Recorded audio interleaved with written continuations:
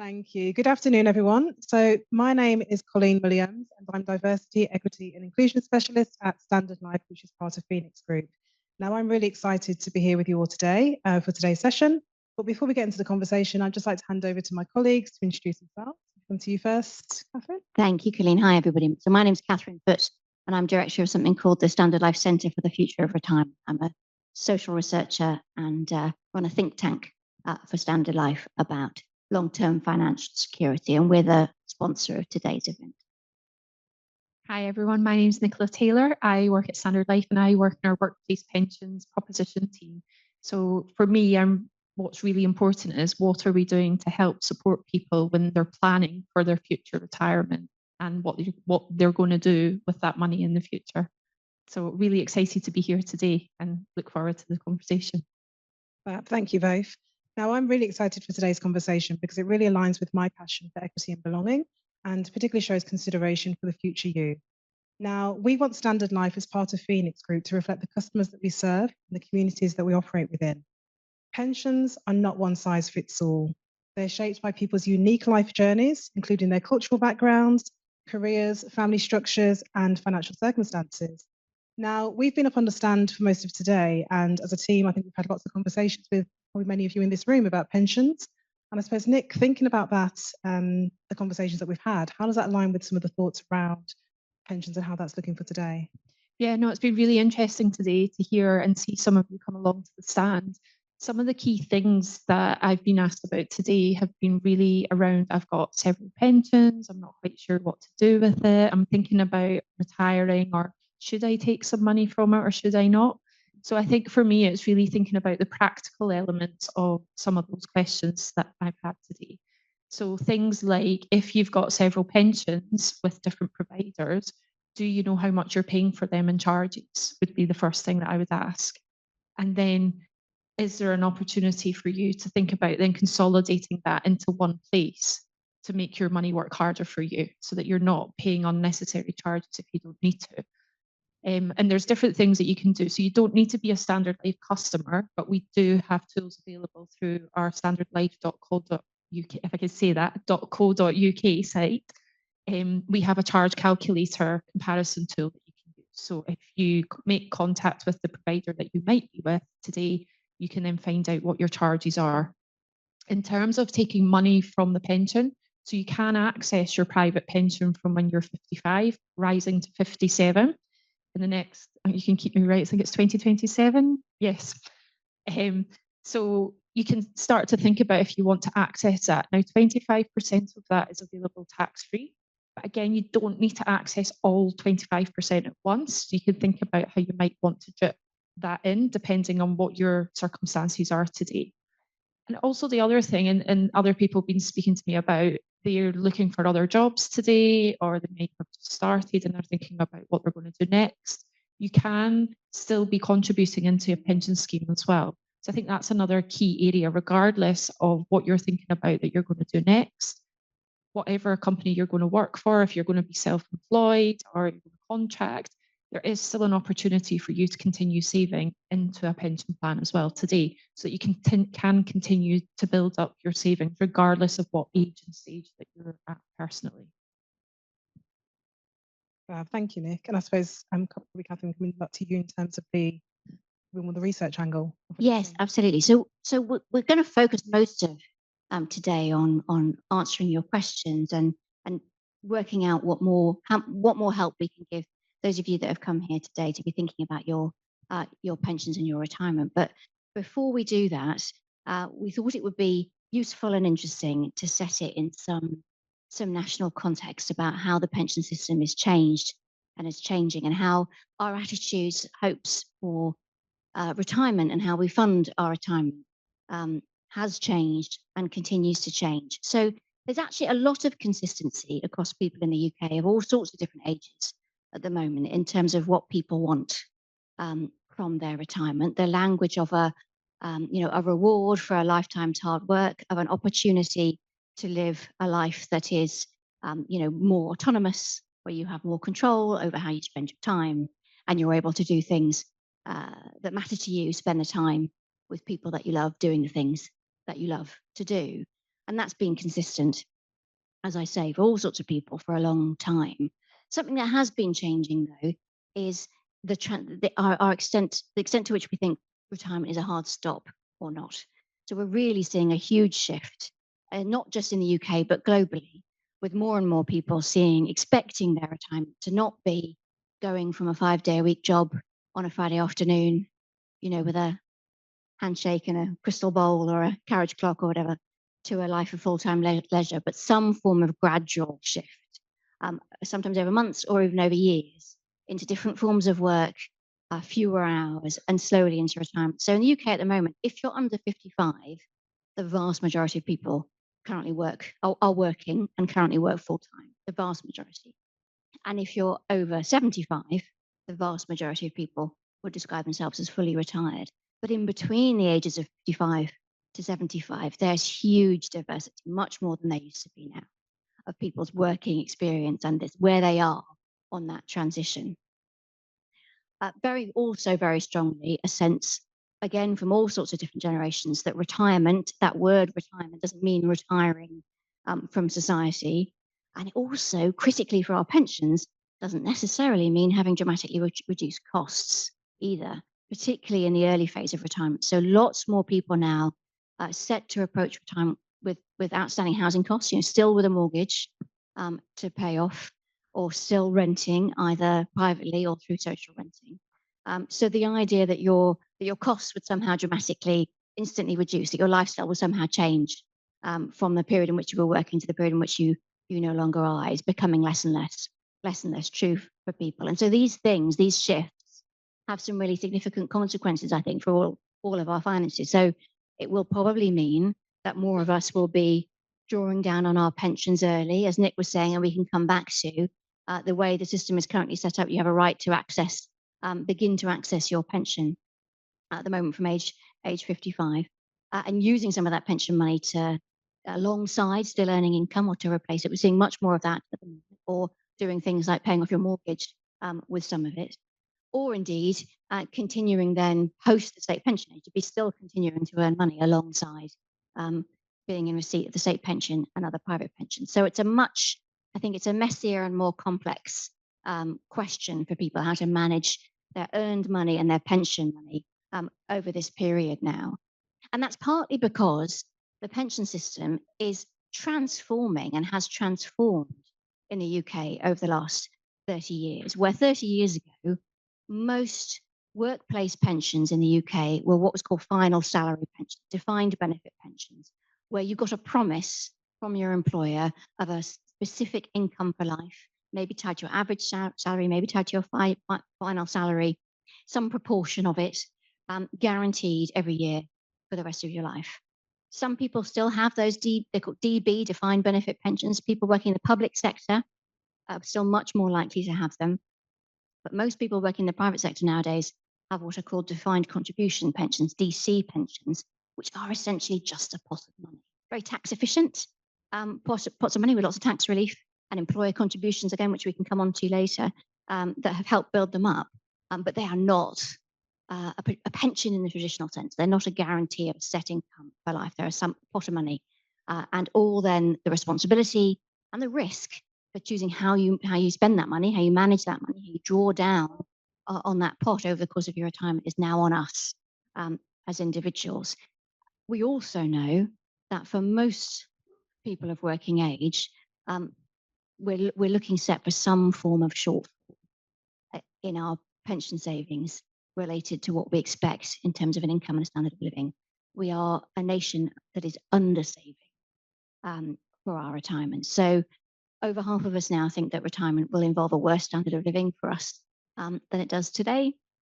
And we know there's lots of different ways of measuring this, but at a minimum, 4 in 10 people currently of working age are on track for lower income in retirement than they need.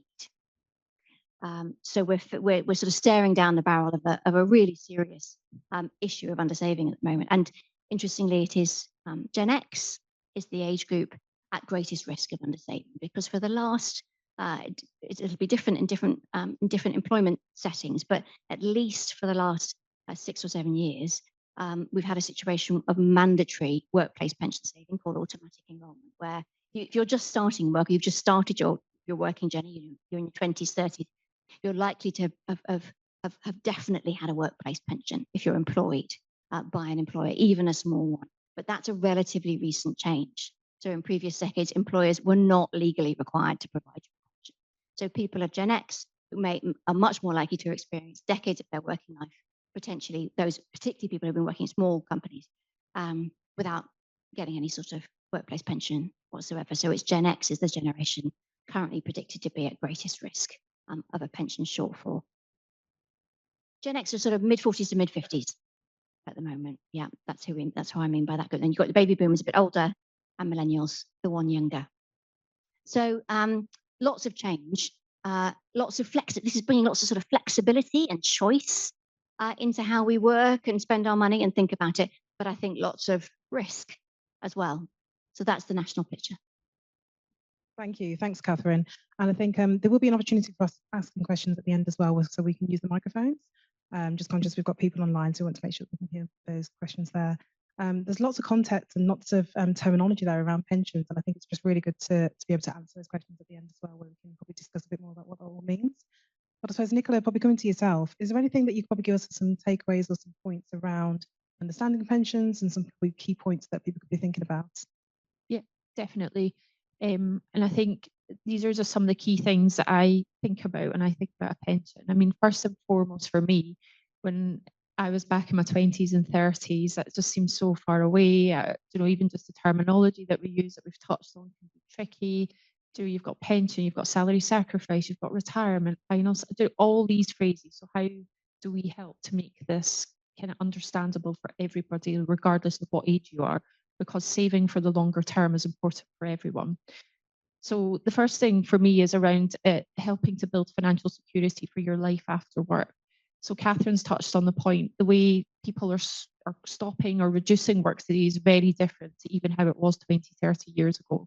So it's really making sure you've got that long-term savings plan for you that you can contribute to, but also your employer is contributing to as well if you are employed by an employer. So through the auto-enrollment regulations, there are minimum contribution requirements from employers. But not only that, it's also worth thinking about, is there any matching opportunities there as well? So some employers do offer additional matching beyond the level that you get auto-enrolled in.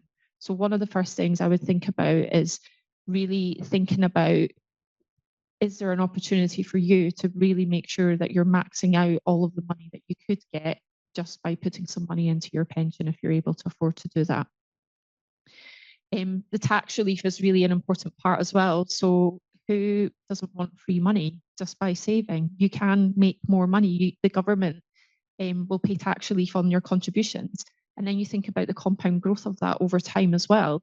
So you get free money from your employer, you get money from the government, all for you making a contribution into your pension, regardless again of what age and stage you're at. There's always this opportunity to continue to be saving for the future.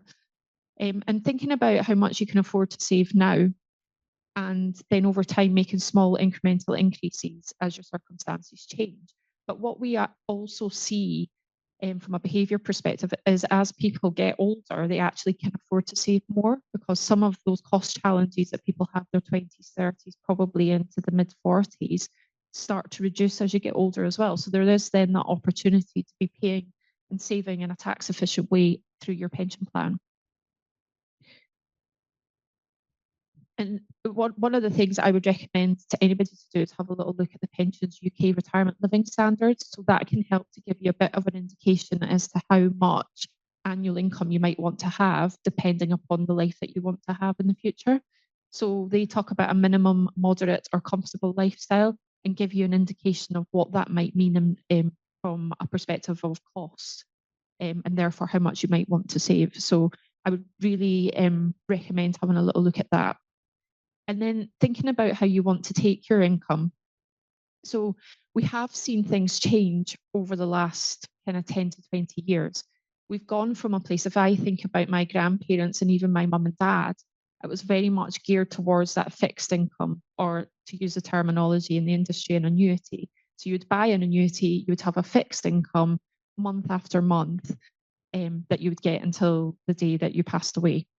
Then we moved to a world of freedom. So pensions freedom came into effect, and then suddenly people were able to access their pension fund from age 55 and could take money out and do what they wanted to do with that. So we did see some strange and interesting behaviour from a customer perspective in terms of what they were choosing to take that money out to spend on. We had people buying speedboats, people going to get plastic surgery, and then we had other people going to pay off their mortgage, pay for their kids' university costs, etc., etc. So yeah, there was a whole range of things happening. And I'm pleased to say that from a personal perspective, we've landed in a place where there's now a recognition that actually what you need is a bit of both. Our bills don't stop when we stop working. So for those that maybe own their own house and pay off their mortgage, you will still have bills to pay. For those that haven't gone down the homeowner route, you'll still have rent to pay to cover your housing costs. We still have energy costs, we still have council tax, all these things still happen. So now we're starting to get into this situation for people to start thinking about what is the fixed income that you're going to need? So what is your ongoing costs that you're going to have? And you can then purchase an annuity for that part that you need.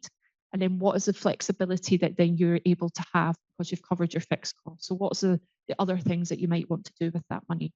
So I think we've landed in quite a good place in terms of thinking about it in that way. So I would encourage you to think about what is it that I need? What are my set amount that I need to keep covering the cost of my bills? And then I think retirement planning tools are really important as well. So again, another plug for the standardlife.co.uk open site, but there are retirement planning tools that are available to everybody. You don't have to be a Standard Life customer to go in and have a little look at that. You could input the information in terms of all of the savings that you've got, any pension provision, and it'll help you to work out what that could provide to you today.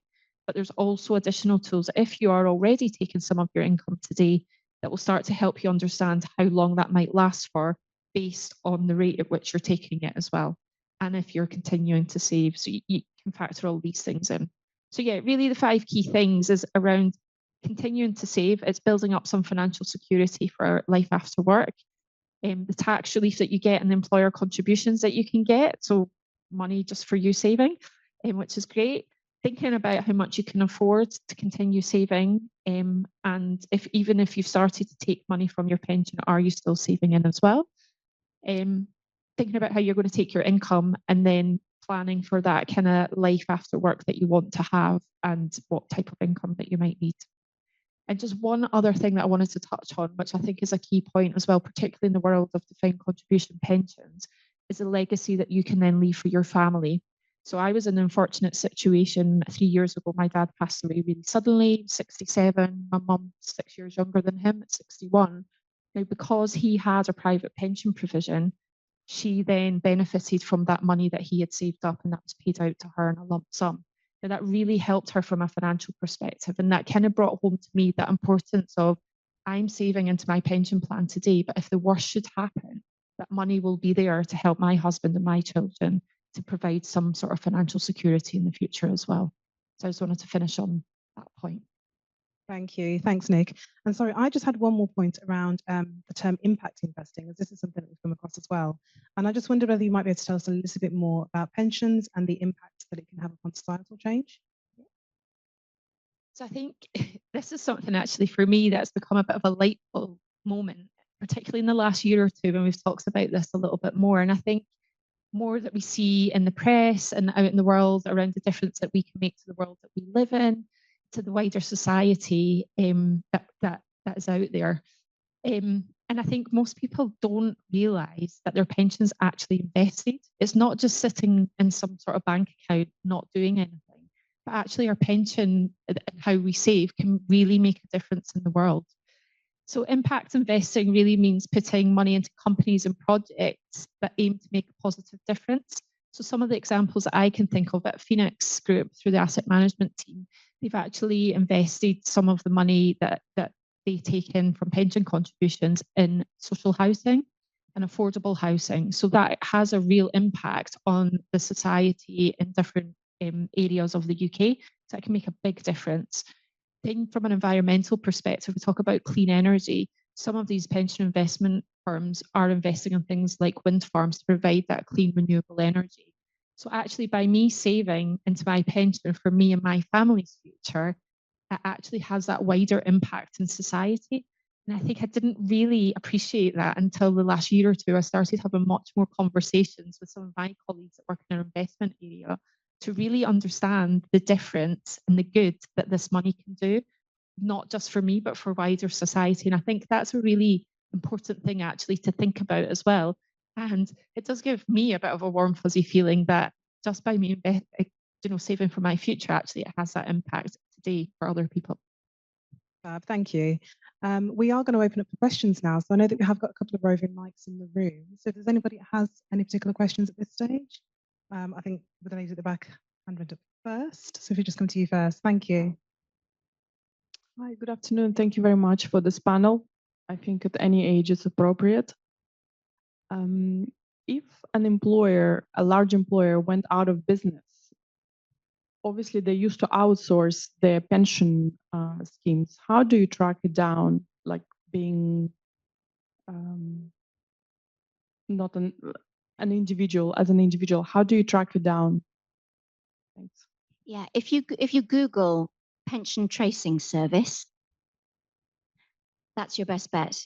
And you can begin to find, there are a few different sources of pension tracing services, but by putting in as much information as you can about you, about that employer, anything else that, you know, that talk you through ways of putting in as much information as you can, most people are able to find their lost pensions that way. Great, thank you. I think we've just got this lady here. Yes, just in the middle, thank you. Hi, I'm just going to annuities.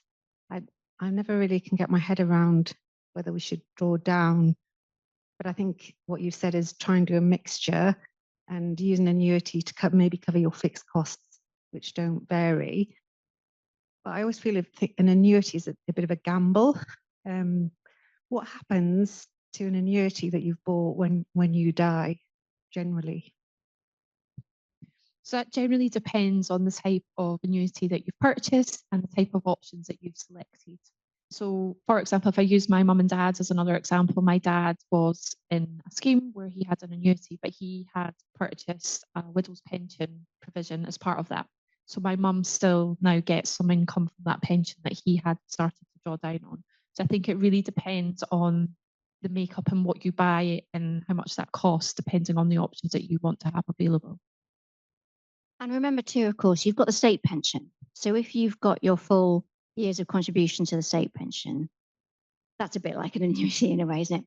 So that's your guaranteed income for life. And that's at the moment, that's just under £12,000 a year, the value of the state pension. So depending on the sort of income that you want to have overall in retirement, that could get you some way towards covering your sort of your fixed costs. For some people, that's enough.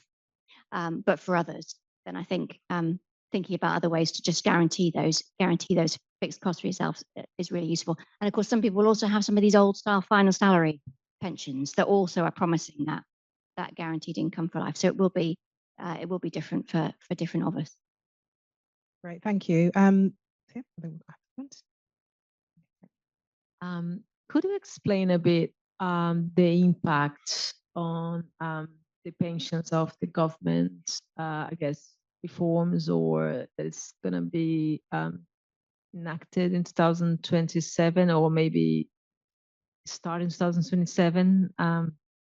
There's always a lot going on in pension policy.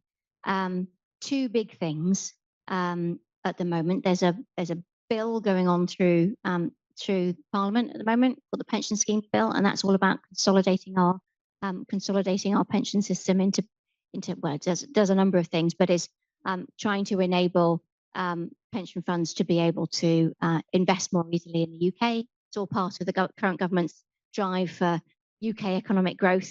You know, can we use pension funds to invest in, you know, infrastructure and things that the UK needs? So there's that going on at the moment, and there is also an independent commission looking at this problem of undersaving, in particular, in our pension system at the moment, and what could be done.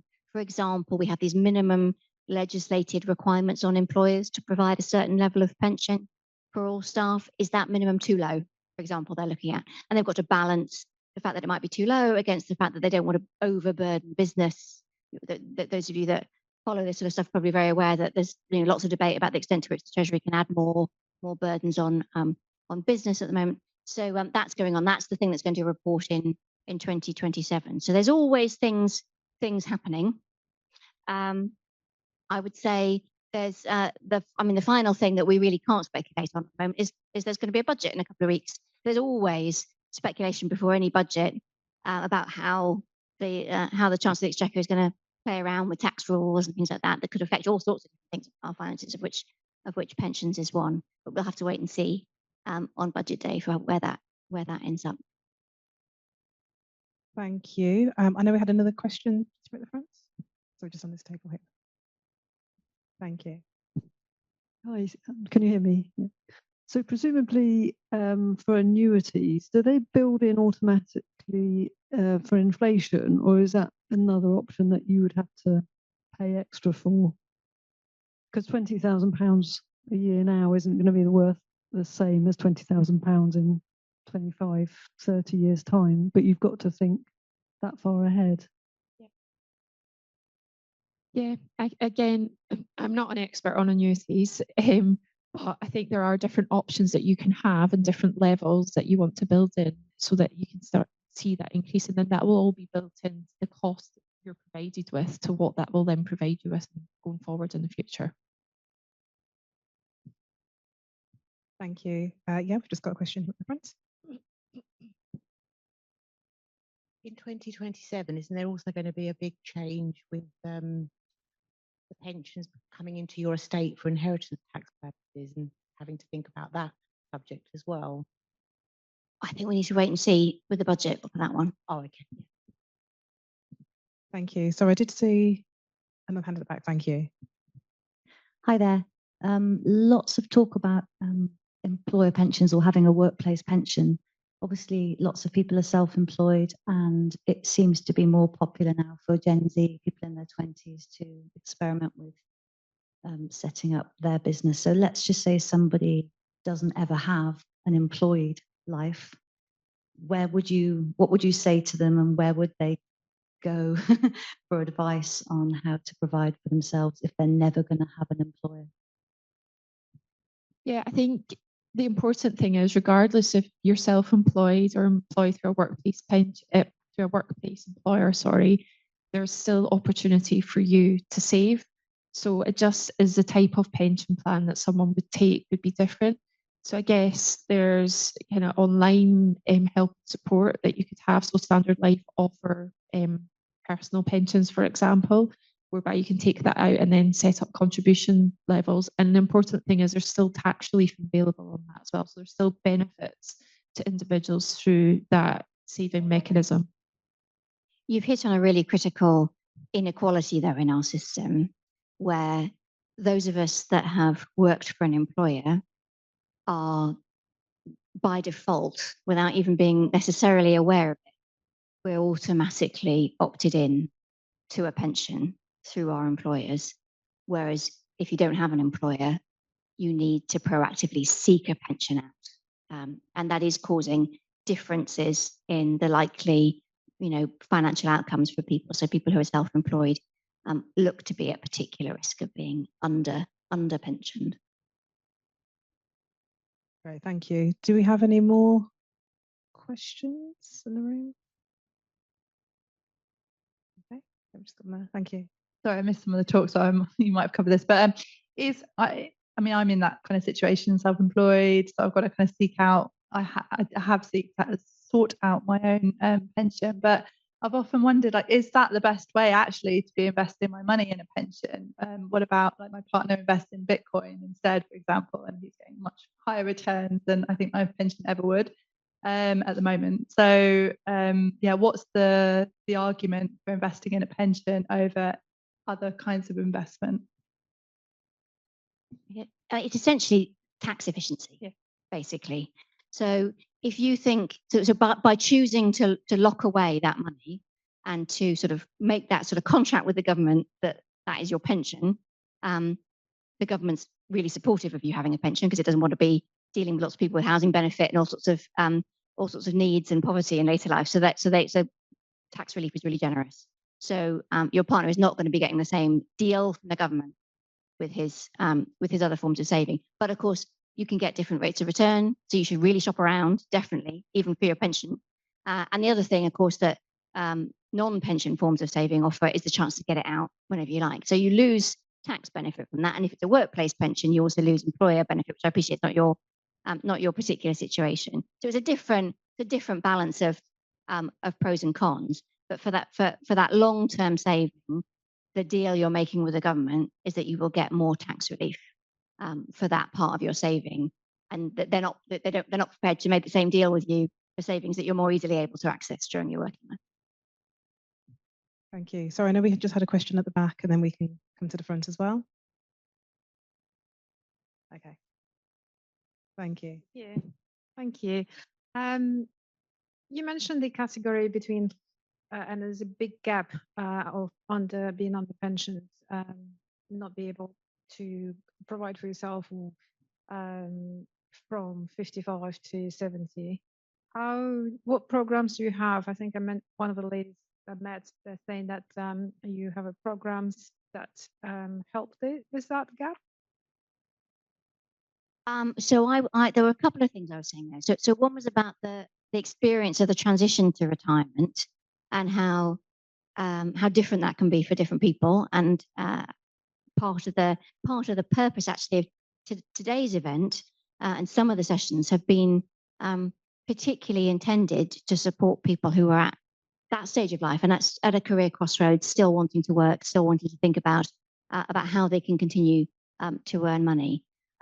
So there are all sorts of organisations very active in that space of supporting individuals who want to continue to earn money as a means to both continue to be able to save, to make it less likely that they need to draw down on pensions. So continue to be employed and to have an income. That's a really, really critical part of the solution. It's a slightly younger group of people currently who are most at risk of being underpensioned because that current cohort of slightly older people in their late 50s and 60s are more likely, on average, to have some history of more generous final salary DB pensions. But all of these things, whenever I talk about national averages, they're, of course, by definition, almost never specifically true for any of us as individuals. So although that's the broad picture, any one of us will be in our own very particular individual situation and might need support to continue to stay and work, or might need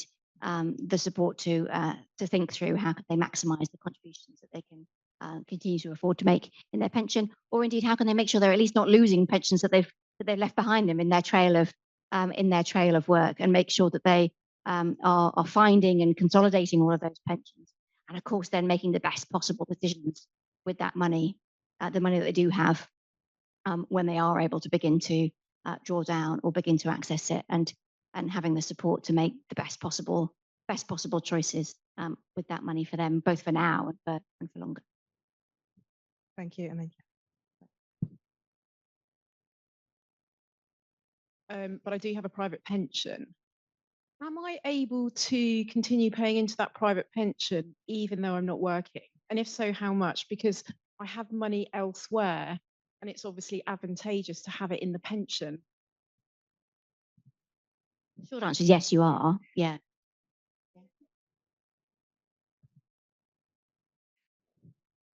There are limits. Can't think off the top of my head. I think there's one that's 100% of earnings, or I want to say 60,000. But I can check that out.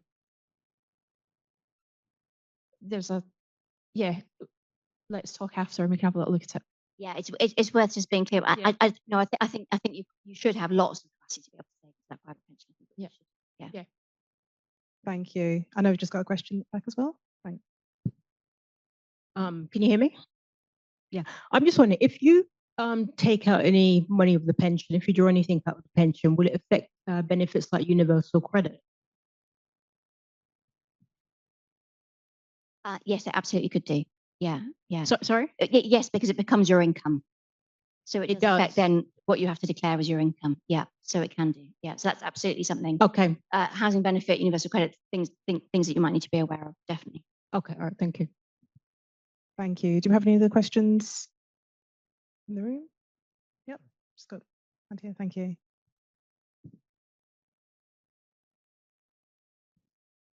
I just wondered what you think about property as an investment, either instead of or as well as a pension, and whether you think that obviously it doesn't have the tax efficiency, but I happen to have a flat that I have the mortgage paid off on.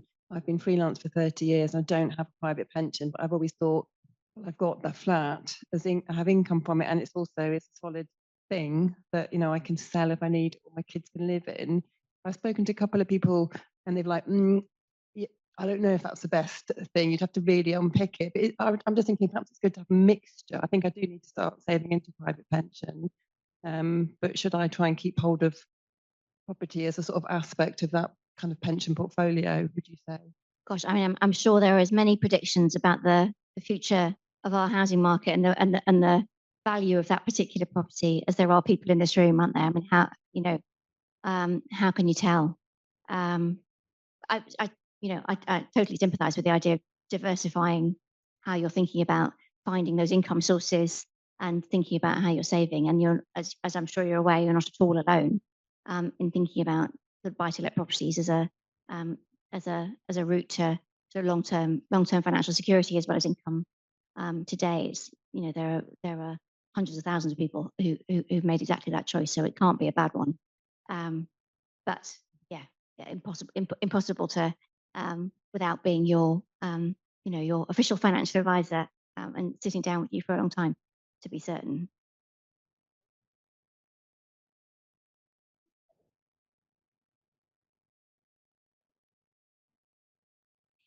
Yes, so that's if anybody missed that, that was a sort of follow up of that. Is it better to have?